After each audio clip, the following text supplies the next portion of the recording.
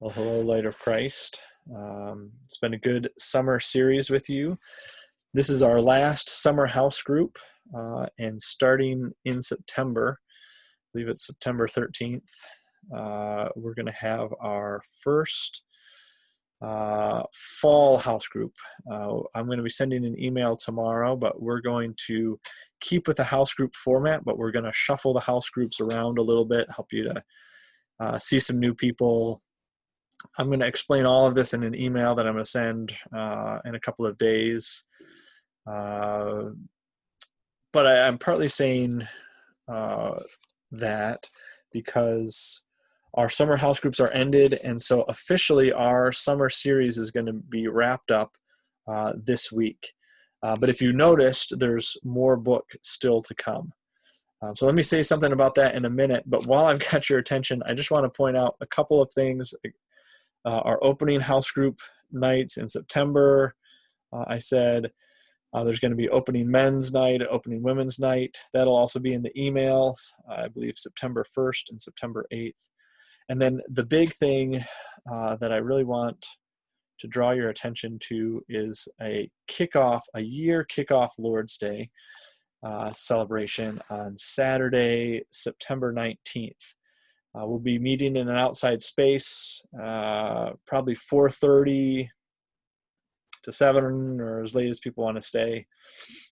The details will be coming, but please mark that because that is going to be, probably one of the last times, if the only time in this coming year that we meet all together as a community. And so I think it's going to be special.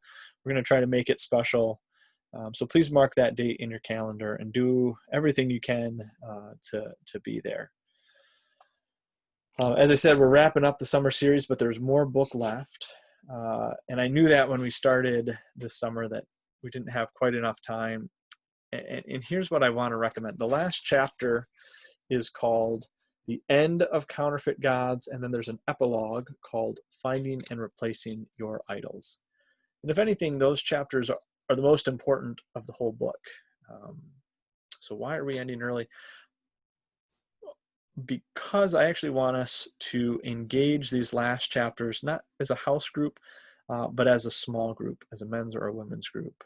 I think this is where it gets even more personal and where some real heart searching would benefit us. And so I'm going to commend to your small groups to find a time this fall to say, we're going to read this chapter this week together, and we're going to discuss it, and we're going to start talking about what are the idols and in my life, and how do we find those. So I'm going to commend that to you for this fall.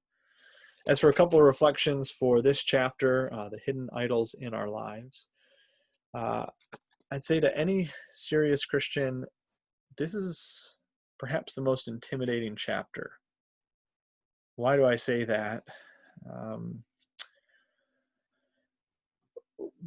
Well, because the beginning of this book starts with big cultural idols, money, love, power, reputation. These things to any sober observer of American culture, these are big idols for us. And so they're somewhat obvious. That doesn't mean that they don't touch on our lives, because they do. As big cultural idols, we are influenced by those. But I think we say that's pretty obvious that people in our culture have a problem with money. They have a problem with their approach to relationships and love. And we have a problem with power and politics. So even though it's maybe hidden in our own heart, we see it. I think this chapter is intimidating because Keller basically says, I used all of those because they're obvious, because it helps us to see what an idol is.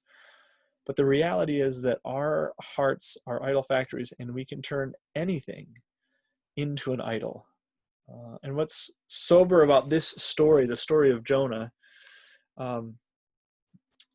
is he turns what's the most important thing, his Jewish faith, his Jewish identity, and he turns that into an idol. The very thing that is his connection with God, being a part of the chosen people, that for him becomes an idol, and it keeps him from doing what the Lord asks him to do, which is to preach to Nineveh, his enemies, the people that have oppressed him, that have beaten him, that have, stolen family members.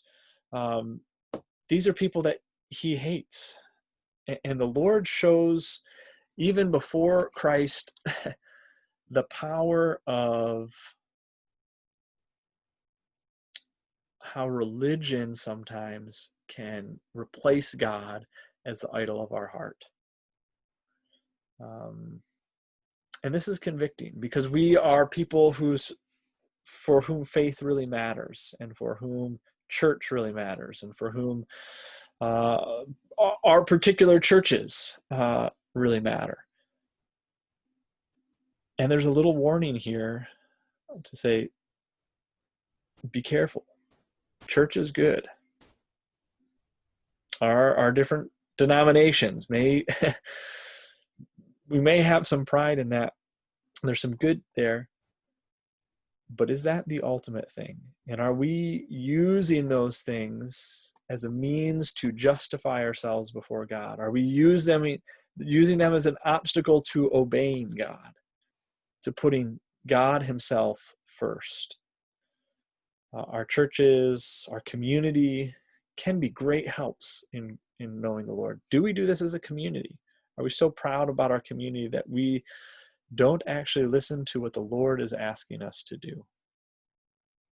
So I just want to commend this to us and say, let's start to be open with the hidden idols of our lives. It may not be our community or our church or our faith, but this is a little bit more subtle and a little bit more hidden, and yet all just as powerful as any of these other cultural idols. So a couple last thoughts to leave us with. Jonah, in the story of Jonah, after he obeys God, he gets upset that God shows mercy on people he does not want to show mercy to. And God gives him this plant, the Quigion plant. And then God lets it grow and then lets it die. And Jonah gets angry about it. He says, angry enough to die. And that's a warning signal. What do we get so angry about? What do we get so hurt about that we would do almost anything? What do we get so driven by? That's a moment where God wants to come and speak to us. That's a moment that God is bringing Jonah to, that moment to show Jonah in the big screen, here's what's in your heart, that you're more upset about a plant, that the plant dies, than that a whole city and their cattle die. What's going on there? And I just love this end of this book, that it doesn't give us an answer in the end of Jonah, in the book of Jonah. Why does God not give an answer? Why is there not an answer to this story? Why? Because the last paragraph, why are we not shown Jonah's response? It is as if God aimed an arrow of loving rebuke at Jonah's heart and set it afly. And suddenly, Jonah vanishes, leaving us in the path of that arrow. And the question is coming right at us, because you are Jonah and I am Jonah. We are so enslaved to our idols that we don't care about people who are different, who live in big cities or out in the country, who are in our families but hard to love.